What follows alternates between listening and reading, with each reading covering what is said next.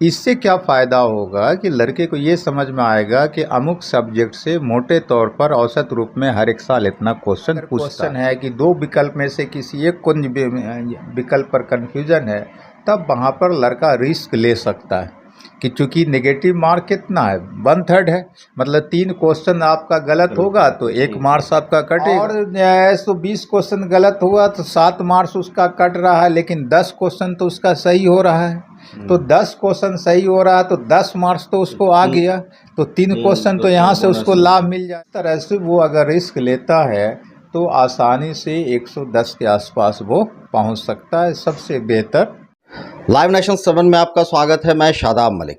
BPSC 69वीं PT की परीक्षा 30 सितंबर को होनी है।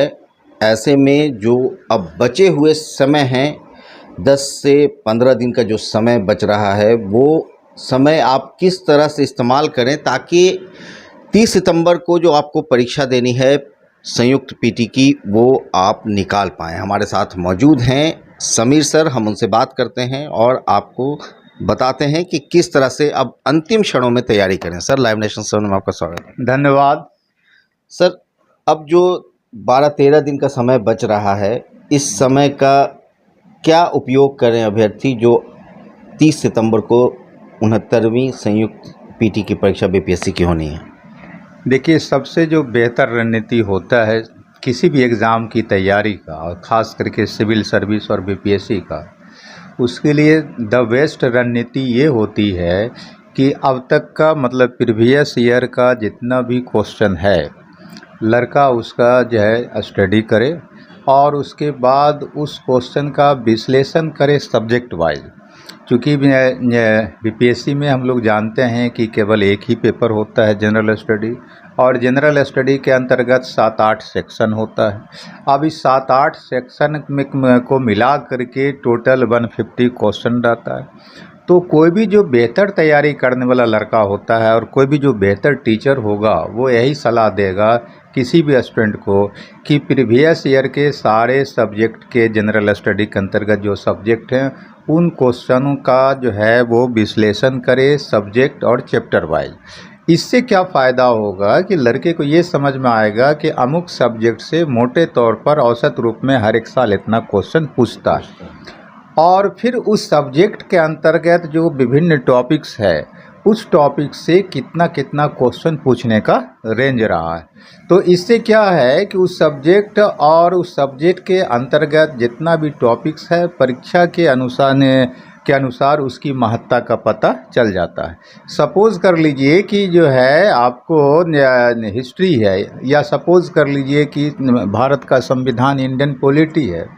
इंडियन पॉलिटी का जब विश्लेषण हम लोग करते हैं तो हम लोग देखते हैं क्या कि संसद से सबसे ज़्यादा क्वेश्चन रहता है, सुप्रीम कोर्ट से सबसे ज़्यादा क्वेश्चन रहता है, और साथ में राष्ट्रपति और उसके बाद पंचायती राज से सबसे ज़्यादा क्वेश्चन रहता है, और उसके बाद जो बचता है तब मौलिक अधिकार और नीति निरपेक्षता से क्वेश्चन रहता है, और उससे अगर छूटता है तब कहीं से इक्का दुक्का क्वेश्चन पूछ लेता है। तो इस तरह से अगर विश्लेषण लड़का कर लेता है तो उसको सब्जेक्ट और सब्जेक्ट के अंतर्गत जो टॉपिक्स है, परीक्षा की दृष्टिकोण से उसकी महत्ता का पता चल जाता है। तो इसलिए अब जो एग्जामिनी हैं तो उनके लिए हमारा सबसे पहला सलाह यही होगा कि अगर उन्होंने पहले से क्वेश्चन का विश्लेषण कर लिया है तो उसी सब्जेक्ट और उसी टॉपिक्स पर सबसे ज़्यादा ध्यान केंद्रित करें जहां से ज़्यादा क्वेश्चन पूछने का इसका ट्रेंड रहा है। इससे क्या होगा कि कम टाइम में वो ज़्यादा से ज़्यादा क्वेश्चन सॉल्व कर सकते हैं, और कम टाइम में ज़्यादा से ज़्यादा टॉपिक्स का वो रिवीजन कर सकते हैं। तो इससे जो है क्वेश्चन जो है मैक्सिमम उनका सॉल्व हो जाएगा। अब आती है बात कि किस सब्जेक्ट पर जो है सो जनरली ध्यान केंद्रित करना चाहिए। तो बीपीएससी में जो 7-8 सेक्शन है जनरल स्टडी के अंतर्गत, उसमें देखिएगा कि इसमें जो है 3-4 ऐसा सब्जेक्ट है जहां से कि सबसे ज़्यादा क्वेश्चन पूछता है। अब जैसे इतिहास है तो बिहार का इतिहास अगर 7 कर दीजिए तो 35 से 40 क्वेश्चन यहाँ से पूछ लेता है। मतलब क्या है कि मोटे तौर पर 1/3 क्वेश्चन या 1/4 क्वेश्चन जो है केवल अकेला हिस्ट्री जो है सो बिलोंग करता है। उसके बाद फिर जो क्वेश्चन सबसे ज़्यादा पूछता है वो 30 नंबर के आसपास साइंस से और 30 नंबर के या 38 क्वेश्चन के आसपास करंट अफेयर से। तो 30-30 60 और 40 100 क्वेश्चन उसको 3 ही विषय से हो जाता है। और करंट अफेयर्स को आप विषय क्या कहिएगा, वो तो ऐसे कोई भी जो जागरूक आदमी है वो तो पेपर मैगजीन और न्यूज़ पढ़ता और सुनता ही है। तो मोटे तौर पर तो 2 ही सब्जेक्ट होगा, साइंस और हिस्ट्री। तो अगर 100 क्वेश्चन पर उसकी पकड़ हो जाती है तो उसके बाद से जो है 10 से 12-13 क्वेश्चन इंडियन पॉलिटी पूछता है, उसको अगर कवर कर लेता है तो अदर सेक्शन या अदर जो विषय जनरल स्टडी का ख़राब भी जाता है तो उसके लिए कोई टेंशन की बात नहीं है। अब आती है बात की जो है आपको क्वेश्चन कितना सॉल्व करना चाहिए, क्या हर एक सेक्शन का क्वेश्चन सॉल्व करना चाहिए। तो सबसे पहली बात तो ये होनी चाहिए कि जो वो क्वेश्चन जो है जब उसके सामने आता है तो वो एक बारगी पूरा क्वेश्चन को पढ़ने की कोशिश नहीं करे। मतलब 1 नंबर से लेकर के 150 नंबर तक क्वेश्चन वो पढ़ने की कोशिश नहीं करे। अगर ये कोशिश करेगा तो उसका ज़्यादा से ज़्यादा क्वेश्चन यूँ ही बर्बाद हो जाएगा। वो सीधे टू द पॉइंट 1 नंबर से उठाए, 1 नंबर सॉल्व हो रहा है तो उसको जो है सो सॉल्व करे, नहीं सॉल्व हो रहा है कन्फ्यूजन है तो उसको जो है सो घेरा में जो है या कन्फ्यूजन में प्रश्नवाचक चिन्ह लगा के छोड़ दे। उसके बाद दूसरा को सॉल्व करे, तीसरा को सॉल्व करे। मतलब कहने का है कि फर्स्ट राउंड में 1 नंबर से क्वेश्चन उठाए और जो क्वेश्चन आसानी से उसको सॉल्व होता जा रहा है उसको सीरियली वो सॉल्व करता चला जाए। और जब सॉल्व जो है इस तरह से कर लेता है तो वो क्वेश्चन को काउंट कर ले कि कितना क्वेश्चन हमने बिल्कुल सही जो है सॉल्व किया।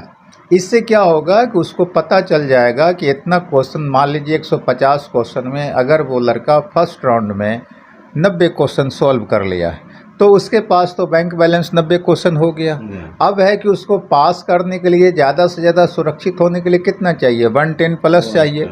110 तक अगर वो सॉल्व कर लिया तो वो लड़का सुरक्षित है पीटी के लिए। तो बचता कितना है उसके पास, 20 ही क्वेश्चन बचता है। तो इससे उसका कॉन्फिडेंस बढ़ जाएगा कि अच्छा 20 क्वेश्चन तो हमको सॉल्व करना है, बच रहा है मेरा 60 क्वेश्चन। चूँकि 150 में से वो 90 क्वेश्चन सॉल्व कर लिया है तो 60 क्वेश्चन है और अब उसको सॉल्व करना है पास होने के लिए, 20 ही मतलब सुरक्षित होने के लिए। तो अब जो है सेकंड राउंड जैसो राउंड में उस क्वेश्चन को सॉल्व करे जहाँ पर जो है 2 विकल्प में से किसी एक विकल्प पर उसका जो है सो कन्फ्यूज़न है। तो इस तरह से वो, और जो है इस तरह का अगर क्वेश्चन है कि 2 विकल्प में से किसी एक कुंज विकल्प पर कन्फ्यूज़न है तब वहाँ पर लड़का रिस्क ले सकता है कि चूँकि नेगेटिव मार्क कितना है, 1/3 है। मतलब 3 क्वेश्चन आपका गलत होगा तो 1 मार्क्स आपका कटेगा। तो ऐसे क्वेश्चन में लड़का आसानी से रिस्क ले सकता है और जो है सो प्रथम दृष्टि में 2 विकल्प में से जो विकल्प उसको सबसे ज़्यादा सही नज़र आए उसको वो टिक मार दे, उसमें ज़्यादा माथापच्ची नहीं करे। तो अगर ऐसा करता है तो मान लीजिए कि कन्फ्यूजन वाला 2 विकल्प में से कौन एक सही है, ऐसा सपोज कर लीजिए कि उसका 30 क्वेश्चन है। तो 30 क्वेश्चन अगर वो सॉल्व जो है करता है तो कम से कम जो है 10 से 15 तो उसका सही हो जाएगा। और 10 से 15 जब सही हो गया तब अब उसको पास करने के लिए कितना बच रहा है, मुश्किल से 5 से 10 क्वेश्चन और उधर सॉल्व करना है उसको 30 क्वेश्चन। तो 30 क्वेश्चन सॉल्व करना है, वहाँ पर वो जो है आपको रिस्क ये ले, अगर नहीं जान रहा है, मान लीजिए 2 से ज़्यादा उसका विकल्प है, उसको ज़्यादा कन्फ्यूजन में डाल रहा है कि 2 विकल्प सही है, 3 विकल्प सही है या जो है सो 1 से ज़्यादा सही है, तो उस कंडीशन में वो रिस्क ये ले सकता है कि बी या सी में टिक मार दे। अगर देखिएगा क्वेश्चन का विकल्प तो ज़्यादा क्वेश्चन का आंसर सही होता है बी और सी में। तो बी या सी में से कोई एक विकल्प लेकर के वो सीधा टिक मार सकता है। उससे क्या होगा कि मान लीजिए 30 क्वेश्चन में अगर उसका जो है 20 क्वेश्चन गलत हो गया तो 20 क्वेश्चन गलत हुआ तो उसका मार्क्स कितना कटेगा, लगभग 7 मार्क्स कटेगा। 7 या 21 और 120 क्वेश्चन गलत हुआ तो 7 मार्क्स उसका कट रहा है, लेकिन 10 क्वेश्चन तो उसका सही हो रहा है। तो 10 क्वेश्चन सही हो रहा है तो 10 मार्क्स तो उसको आ गया, तो 3 क्वेश्चन तो यहाँ से उसको लाभ मिल जाएगा। तो इस तरह से वो अगर रिस्क लेता है तो आसानी से 110 के आसपास वो पहुँच सकता है। सबसे बेहतर यही जैसो रणनीति होता है। तो मतलब ये तुक्का वाले जो आप बात बता रहे हैं सर, ये आपको क्या लगता है कि ये निगेटिव मार्केट में, जैसे आपने पूरा कैलकुलेट करके बता दिया कि ऐसा ऐसा संभावना है कि 3 क्वेश्चन सही हो जाएगा अगर अटेम्प्ट लेता है, तो क्या ये लेना कब सही है? मतलब अगर मतलब उसको क्या लगे? वो रिस्क तब ले जब उसको 110 के आसपास आसानी से क्वेश्चन आंसर पूरा नहीं हो रहा है। 110 के आसपास अगर उसको अपने से सॉल्व वो कर ले रहा है तो फिर रिस्क लेने की क्या जरूरत है? कोई जरूरत नहीं, वो आराम से छोड़ करके निकल सकता है पेपर, इस तरह से कर सकता है। तो बहुत बहुत धन्यवाद सर। धन्यवाद। तो इस तरह से समीर सर ने जो सलाह दी है आपको अंतिम क्षणों में तैयार अपने आप को एक बार रिवीजन करने के लिए, जैसा उन्होंने बताया कि आप पिछले सालों के पूछे गए प्रश्नों का प्रैक्टिस सेट बनाएं, उस पर उसका विश्लेषण करें। और जो सबसे बड़ी बात उन्होंने कही वो है एक तरह से जैसे हमारी अगर कहा जाए लोकल भाषा में तुक्का मारना, तो तुक्का मारने के लिए भी एक ट्रिक जो समीर सर ने बताया वो भी काफ़ी अहम है, मगर तब जब आप 110 से कम अंक तक अपने आप में कॉन्फिडेंट हैं कि उतना ही मार्क्स आ रहा है। अगर आपको लगता है कि 110 या उससे प्लस आपने बिल्कुल सही बनाया है, तो फिर समीर सर की सलाह यही है कि आप फिर कोई रिस्क ना लें, क्योंकि 110 से अगर आप ऊपर बढ़ते हैं तो यानी आप पूरी तरह से सेफ हो जाते हैं। आपकी संभावना पूरी बनती है कि आप 69वीं बीपीएससी संयुक्त पीटी की परीक्षा पास कर जाएंगे। तो अब आप पर ये डिपेंड करता है कि आप अपने आप को किस तरह से तैयार करें। जो आपने पीछे पढ़ा है उसको कितना इस 10 से 12 दिनों में आप रिवाइज कर सकते हैं, कितना प्रैक्टिस सेट बना सकते हैं और उसका विश्लेषण कर सकते हैं। और अंत में फिर आपको हमारी तरफ से भी शुभकामनाएं हैं कि आप अपने मकसद में कामयाब हों। बने रहे हमारे साथ, देखते रहे हमारा वीडियो। अगर अभी तक आप लोगों ने हमारे चैनल को सब्सक्राइब नहीं किया है तो ज़रूर सब्सक्राइब कर लें, साथ साथ ट्विटर हैंडल पर हमें फॉलो ज़रूर करें। धन्यवाद।